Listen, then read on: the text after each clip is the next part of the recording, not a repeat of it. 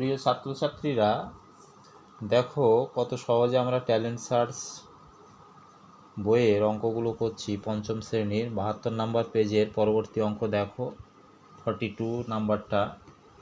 একটি ট্রেন 60 মিনিটে যায় 80 কিমি, একটি ট্রাম 60 মিনিটে যায় 30 কিমি।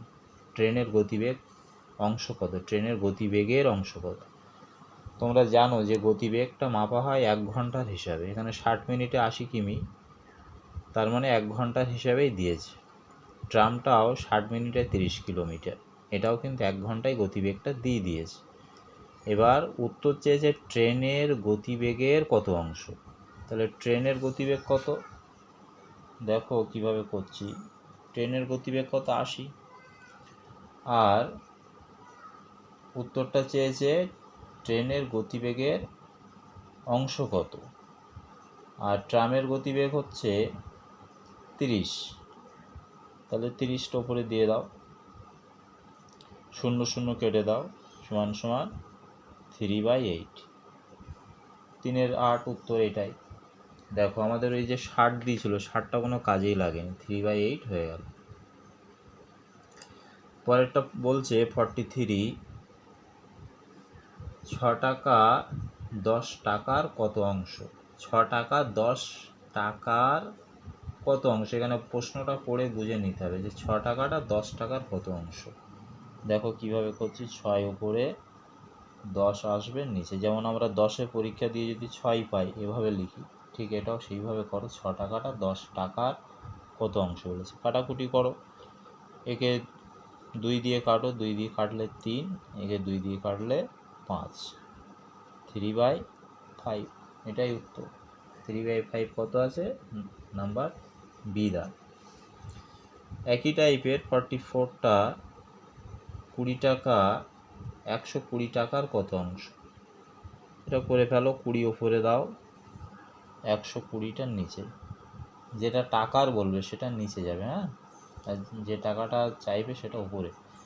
কাটাকুটি করে এই 0 কাটো, 2 দিয়ে কাটলে 6, সমান সমান 1/6। 1/6 কোথায়? এ উত্তর। তারপরে দেখো 45, একজন কর্মকার 36টি কড়াই নিয়ে বাজারে গেলেন, সেখানে তিনি 24টি কড়াই বিক্রি করলেন। মোট কড়াইয়ের কত অংশ ফিরিয়ে আনলেন? কতটা ফিরে আনলো? তাহলে কতটা ফিরে এসছে? 36টা মোট কড়াই ছিল, বিক্রি হয়েছে 24টা, তাহলে কটা ফিরে এসছে?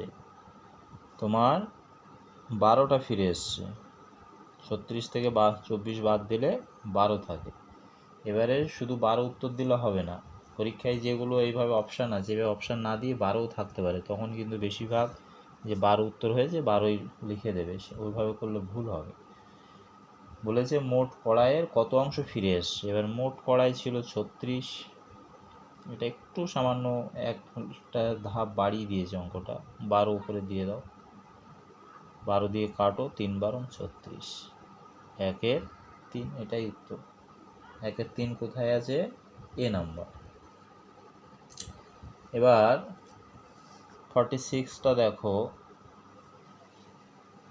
সমীরবাবু মোট কৃষি জমির 6/8 অংশ এবং সাধনবাবু মোট কৃষি জমির 8/10 অংশ উচ্চ ফলনশীল চাষ করলেন। তুলনামূলকভাবে কে বেশি পরিমাণ জমিতে চাষ করেছে? দেখো এই অঙ্কটাও কত বড় করে তোমরা করো, আমি কত সহজে ছোট করে করে দিচ্ছি, টাইমও কম লাগবে। 6/8 আর 8/10। এবার কি করব? 8 আর 10-এর লসাগু করতে হবে নিচে। লসাগু করার মুখে মুখে লসাগু করার নিয়ম কি? সবার বড়টা নেবে, বড়টাকে নিয়ে ছোটটা দিয়ে ভাগ করে দেখবে ভাগটা যাচ্ছে কিনা। এখানে 8 দিয়ে 10কে ভাগ করা যায় না, তাই নিলে হবে না।